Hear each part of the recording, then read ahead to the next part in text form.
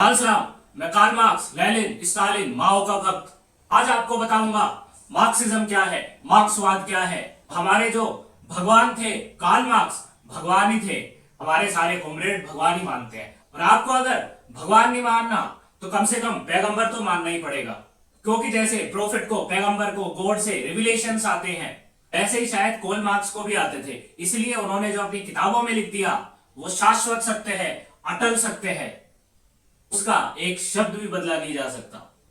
हमारे भगवान Karl Marx ने कहा था, हर सोसाइटी में, समाज में दो क्लासेस होती हैं। एक वो जो मोड्स ऑफ प्रोडक्शन के कंट्री में जो भी उत्पादन हो रहा है, फैक्ट्रीज में, इंडस्ट्री में, उनके मालिक होते हैं। जैसे इंडिया में टाटा, बिड़ला, अंबानी, अडानी, इन्हें कैपिटलिस्ट अथवा बुर्जुआ कहा जाता है। दूसरी जो क्लास होती है उसे भगवान कार्ल मार्क्स ने कहा है प्रोलेटारिएट। इसमें आते हैं फैक्ट्री इंडस्ट्री के मजदूर, जो पूरे दिन उन कैपिटलिस्ट के लिए अपना शरीर रगड़ रगड़ कर मेहनत करते हैं, खून पसीना बहाते हैं, और बदले में मिलता क्या है? 2 कौड़ी 4 कौड़ी वाली तनख्वाह। और वही कैपिटलिस्ट नोटों पे नोट छापते हैं, नोटों पे नोट छापते हैं। आपको श्रीमान राहुल गांधी जी का स्टेटमेंट याद होगा, ऐसा सीधा अडानी अंबानी की जेब में गया। अदानी जी के जेब में सीधा पैसा जा रहा है। ऐसे ही कुछ समझ लो, जो मालिक मजदूर का इतना शोषण करेगा, उसकी खून पसीने की कमाई भी उसे नहीं देगा, तो ऐसा तो होगा ही ना, कभी ना कभी उसका खून खोल उठेगा और वो अपने मालिक पर चढ़ जाएगा और उसकी पिटाई कर देगा और कहेगा नहीं करनी मुझे तुम्हारी 2 कौड़ी की नौकरी। और फिर क्या होगा? जब सारे के सारे मजदूरों का ही खून खोल जाएगा, सारे के सारे मजदूर फैक्ट्री को छोड़ के, इंडस्ट्री को छोड़ के भाग जाएंगे, अपने मालिकों को दौड़ा दौड़ा कर पीटेंगे। और फिर वो बनाएंगे एक ऐसी दुनिया जहां होंगे सिर्फ मजदूर मजदूर, भाई भाई, मजदूर मजदूर, भाई भाई। कोई फैक्ट्री नहीं, कोई इंडस्ट्री नहीं, कोई कैपिटलिस्ट नहीं। ये जो मैं कह रहा हूं ये हमारे भगवान कार्ल मार्क्स की थीसिस है। उन्होंने ही बताया था कि समाज में जो 2 क्लासेस हैं ये कभी एक साथ नहीं हो सकती। जैसे इंडिया पाकिस्तान में युद्ध होता है, एलओसी पे झड़पें होती रहती हैं, वैसे ही इन दोनों क्लासेस के बीच जंग होनी निश्चित है। एक ना एक दिन ऐसा आएगा जब जंग होगी, और वो जंग होगी शोषण करने वाले और शोषित वर्ग के बीच। हमारे भगवान कार्ल मार्क्स ने तो भविष्यवाणी भी की थी, जीतेगा भाई जीतेगा, मजदूर ही जीतेगा, मजदूर ही जीतेगा, कैपिटलिस्ट नहीं जीत सकता। बेशक उसके पास बहुत पैसा है, फैक्ट्री है, इंडस्ट्री है, पर वो जीत नहीं सकता। नहीं, जीत नहीं सकता। आपके मन में हो सकता है डाउट आ रहा हो, सारे के सारे मजदूर फैक्ट्रीज का, इंडस्ट्री का बायकॉट कर देंगे और ये पूंजीवादी कैपिटलिस्ट लोग टाटा, बिड़ला, अंबानी, अडानी चूचा तक नहीं करेंगे, कोई रिएक्शन ही नहीं देंगे। कितने सारे लोगों ने हमारा बायकॉट कर दिया, इनके खिलाफ कुछ करो। ट्रेड यूनियन बनती है जैसे, ऐसे कोई कैपिटलिस्ट यूनियन नहीं बनेगी, कुछ नहीं होगा। सरकार पे दबाव नहीं बनाएंगे कि आप पुलिस यूज करके, आर्मी यूज करके कुछ करो। अगर ये ऐसा करेंगे, अगर ये सरकार पे दबाव बनाएंगे कि पुलिस यूज करो, आर्मी यूज करो, तो फिर मजदूर कहां जाएगा? मजदूर क्या करेगा? इसी के लिए हमारे विद्वान भगवान कार्ल मार्क्स ने बताया था, जो मजदूर मजदूर भाई भाई का युग है, उस युग आने से पहले एक दूसरा युग भी आएगा, जिसे उन्होंने कहा था डिक्टेटरशिप ऑफ अ प्रोलेटारिएट। हम मजदूरों की तानाशाही। हम भी तो एक बार सरकार में बैठे और पता चले तानाशाही कैसी होती है। अभी तक तो हम मजदूरों की तरह इन फैक्ट्री ओनर्स की गुलामी कर रहे थे, एक दिन हमें भी तो राजा बनने का मौका मिले। तो उस युग में मजदूरों को राजा बनने का मौका मिलेगा, तानाशाह बनने का मौका मिलेगा। और जब हम तानाशाह बनेंगे तो हम पता है क्या करेंगे? सबसे पहले तो हम मोदी जी को खत्म कर देंगे। याद है ना आपको, राहुल गांधी जी कहते हैं मोदी जी सिर्फ अडानी अंबानी के लिए काम करते हैं। अदानी जी के जेब में सीधा पैसा जा रहा है और अदानी जी की रक्षा नरेंद्र मोदी कर रहे हैं। वैसे ही हमारे भगवान कार्ल मार्क्स ने भी कहा था कि जो स्टेट है, स्टेट का पूरा सरकारी तंत्र है, वो सिर्फ इन पूंजीवादी कैपिटलिस्ट के लिए ही काम करता है। इस तानाशाही में हम पहले सरकारी तंत्र पर कब्जा करते हैं, फिर उस सरकारी तंत्र को ही नष्ट कर देते हैं। अब हमारी सोसाइटी बनेगी स्टेटलेस सोसाइटी। स्टेट को खत्म करने से पहले जो हमारे दुश्मन है, चाहे वो कैपिटलिस्ट हो, चाहे वो कैपिटलिस्ट के सपोर्टर्स हो, हम उनको चुन चुन कर मारते हैं, घर घर से उठाकर मारते हैं। मारेंगे क्यों नहीं? हमारा खून चूसा है तुमने इतने सालों, अब हम तुम्हारा खून चूसेंगे। और जब तक ये मजदूरों के दुश्मन जिंदा रहेंगे तब तक स्टेट हमारा रहेगा, पुलिस हमारी रहेगी, आर्मी हमारी रहेगी, पैरामिलिट्री फोर्स हमारी रहेगी। और आप ये मत सोचना कि मजदूरों के दुश्मन मुट्ठी भर होते हैं जिन्हें हम 1-2 महीने में खत्म कर देंगे। ना ना ना, मुट्ठी भर नहीं होते। मुट्ठी भर तो कम्युनिस्ट पार्टी के लोग होते हैं, मजदूर नहीं कह रहा मैं, कम्युनिस्ट पार्टी के लोग। हमारे भगवान लेनिन का नाम तो सुना होगा आपने, हमारे दूसरे भगवान लेनिन, उनकी पार्टी थी रशिया में बोल्शेविक्स। जब रशियन रेवोल्यूशन हुआ उसके बाद उन्होंने सत्ता पे कब्जा किया, जार का पतन हुआ, उसके बाद वहां पे संविधान सभा के चुनाव भी हुए थे जिसमें उनको बहुमत नहीं मिला था। जिन लोगों ने हमारे भगवान लेनिन को वोट नहीं दिया था वे सब के सब कम्युनिज्म के शत्रु थे, मजदूरों के शत्रु थे।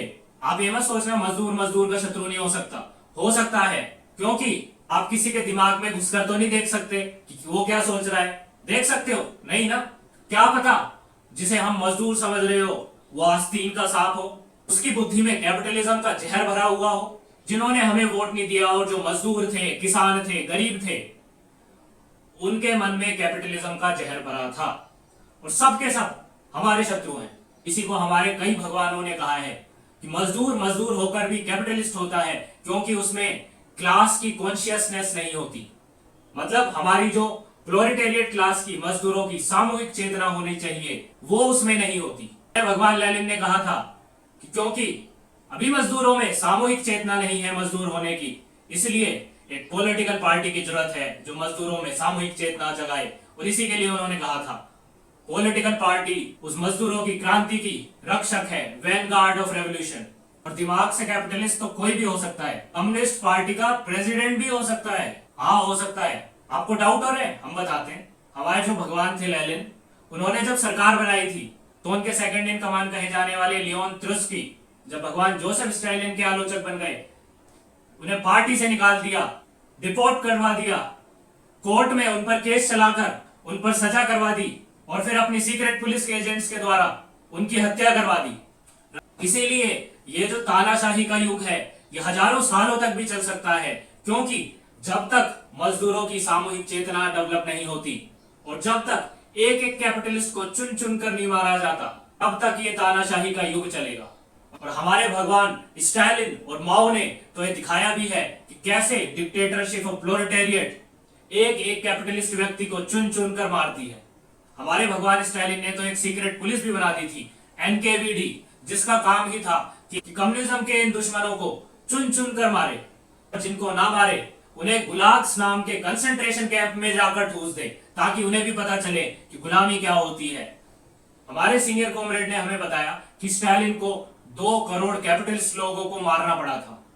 इतने कैपिटलिस्ट लोग थे रशिया में, इतने कैपिटलिस्ट। सोचो ये कितना महान कार्य था, हमारे भगवान ने कितना महान कार्य किया। तभी तो उनके इस कार्य को कहा जाता है द ग्रेट पर्ज। एक हमारे दूसरे भगवान भी थे, माओ जेडुंग, उन्होंने भी एक ऐसा ही महान कार्य किया था जिसे कहते हैं द ग्रेट लीप फॉरवर्ड। उसमें भी करोड़ों कैपिटलिस्ट लोग ही मारे गए होंगे।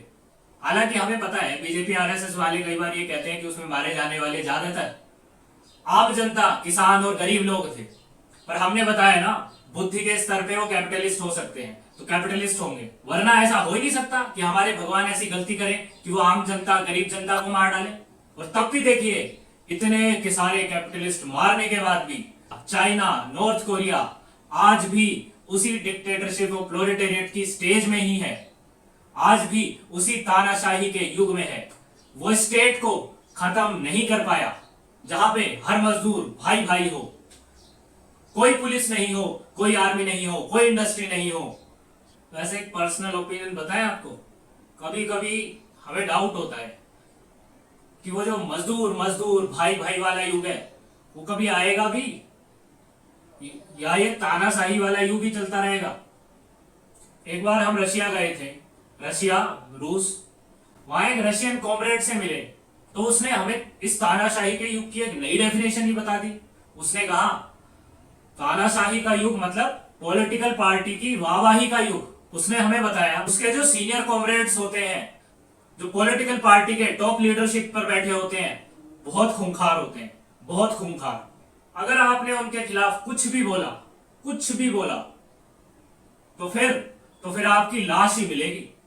इसलिए उसने कहा कि मैं तो चुप ही रहता हूं, मुंह पे टेप लगा के बैठा रहता हूं, हमेशा हमारे लीडर की तारीफ करता हूं। और उसने हमें एक ऐसी बात बताई, हमारे तो होश ही उड़ गए। उसने कहा कभी कभी तो मुझे लगता है ये जो कम्युनिस्ट पार्टी के टॉप लीडर्स होते हैं ये कम्युनिस्ट नहीं है, ये कैपिटलिस्ट हैं, ये नए कैपिटलिस्ट हैं। कम्युनिस्ट पार्टी के टॉप लीडर्स कैपिटलिस्ट हैं।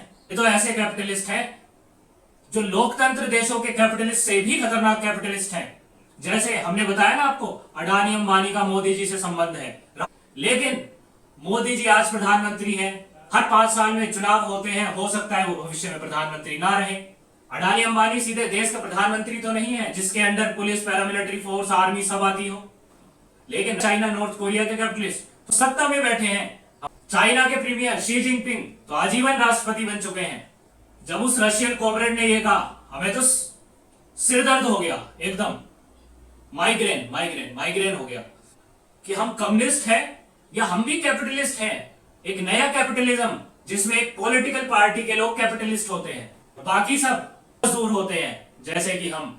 क्योंकि रशियन कॉमरेड से मिलने के बाद तो हमारा ब्रेन हेमरेज हो गया। इसके बाद हमारा जो ब्रेन हेमरेज हुआ उसके लिए हम डॉक्टर के पास नहीं गए, हम गए एक पॉलिटिकल साइंटिस्ट के पास, पॉलिटिकल साइंस के प्रोफेसर के पास। क्यों? उनसे मार्क्सिज्म सीखने। सबसे पहले जब हम उनके पास गए तो उन्होंने तो हमारा ब्रेन हेमरेज और बढ़ा दिया। सबसे पहले तो उन्होंने ये कह दिया, तुम अंधभक्त हो। अंधभक्त? हम तो बीजेपी आरएसएस वालों को अंधभक्त कहते थे, हमें तो लगता था बीजेपी आरएसएस के लोग अंधभक्त होते हैं। उन्होंने कहा हर थ्योरी का क्रिटिकल एनालिसिस बहुत जरूरी है, और तुमने बिना मार्क्सिज्म का क्रिटिकल एनालिसिस किए कार्ल मार्क्स को, लेनिन को, माओ को अपना भगवान मान लिया। फिर उन प्रोफेसर साहब ने हमें बताया मार्क्सिज्म कोई शाश्वत सत्य नहीं है।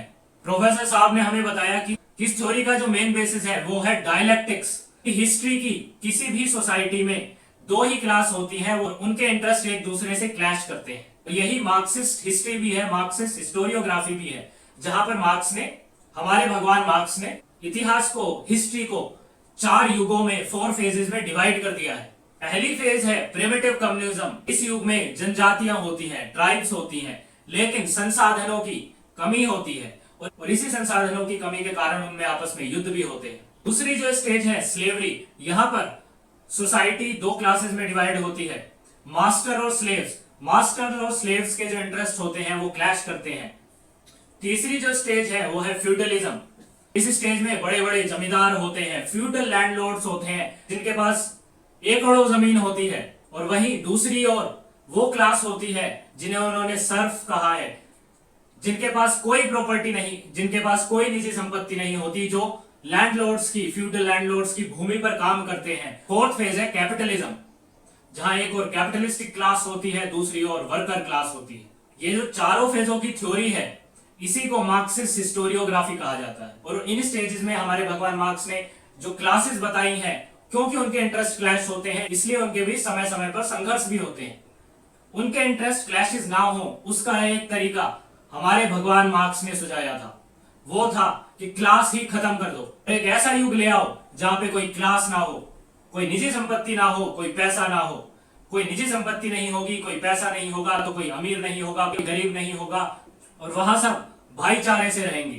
प्रोफेसर साहब ने हमें बताया कि ये डायलेक्टिक की फिलॉसफी तुम्हारे भगवान कार्ल मार्क्स का इन्वेंशन नहीं थी, ये तो पुरानी सिविलाइजेशन में आर्ग्यूमेंट्स के लिए भी यूज की जाती थी, जैसे कि ग्रीक सिविलाइजेशन में, जहां हर आर्ग्यूमेंट का काउंटर आर्ग्यूमेंट होता था। एनलाइटनमेंट के बाद जब मॉडर्निज्म आया तो मॉडर्न एज के फिलोसफर्स ने भी इस डायलेक्टिक मेथड का उपयोग किया। उन फिलोसफर्स में प्रमुख थे इम्यूल कांट, फिट्जे, शीलिंग। इम्यूल कांट ने इन 2 पोलर अपोजिट्स को थीसिस और एंटीथीसिस कहा। फिट्जे ने पहली बार इस डायलेक्टिक्स को ट्रायडिक बना दिया, इसमें एक तीसरा तत्व जोड़ दिया, जिसे उन्होंने कहा कि 2 पोलर अपोजिट्स को, 2 विरोधाभासी तत्वों को संतुलित करने के लिए एक तीसरा तत्व भी चाहिए, जिसे उन्होंने कहा सिंथेसिस। थीसिस, एंटीथीसिस, और उन दोनों को रिकंसाइल करने के लिए सिंथेसिस। आगे चलकर शेलिंग ने इसे लॉ ऑफ ट्रिपलिटी कहा। ये ट्रायडिक सिद्धांत, ट्रिपलिटी सिद्धांत क्रिश्चियनिटी से इंस्पायर भी था, क्रिश्चियनिटी के ट्रिनिटी सिद्धांत से इंस्पायर भी था। ऐसे ही हिंदुइज्म में भी त्रिगुणात्मक प्रकृति है, सतोगुण, रजोगुण, तमोगुण। सतोगुण और तमोगुण विपरीत होते हैं, एक क्रिएशन करता है, उत्पत्ति करता है, दूसरा डिस्ट्रक्शन करता है, विनाश करता है। रजोगुण एक बैलेंसिंग फोर्स है जो दोनों में संतुलन बनाता है। ही मॉडर्न एज के फिलोसफर्स ने इस डायलेक्टिक्स मेथड को मेटाफिजिक्स के लिए भी यूज किया, पॉलिटिक्स के लिए भी यूज किया, हिस्ट्री के लिए भी यूज किया, सोशियोलॉजी के लिए भी यूज किया। और इसी डायलेक्टिक मेथड को आगे बढ़ाते हुए फिर आया हेगेलियन डायलेक्टिक्स। हेगल नाम के एक बड़े महान फिलोसोफर हुए यूरोप में, जिन्होंने इसे मेटाफिजिक्स पे भी अप्लाई किया, पॉलिटिक्स पे भी अप्लाई किया, सोशियोलॉजी पे भी अप्लाई किया, हिस्ट्री पे भी अप्लाई किया। लेकिन हेगल के बाद उनकी जो मेटाफिजिक्स पर डायलेक्टिक मेथड्स की अप्रोच थी वो तो कहीं विलुप्त हो गई, और जो उनके डायलेक्टिक मेथड्स के थ्रू हिस्ट्री, सोशियोलॉजी और पॉलिटिक्स के एनालिसिस थे, उनकी मृत्यु के बाद उन्हीं के फॉलोवर्स लेफ्ट और राइट विंग में बट गए। उसी लेफ्ट विंग के एक फॉलोवर थे कार्ल मार्क्स, जिन्होंने हेगल के डायलेक्टिक्स मेथड को फॉलो करते हुए सोशियोलॉजी और हिस्ट्री पर अप्लाई कर दिया।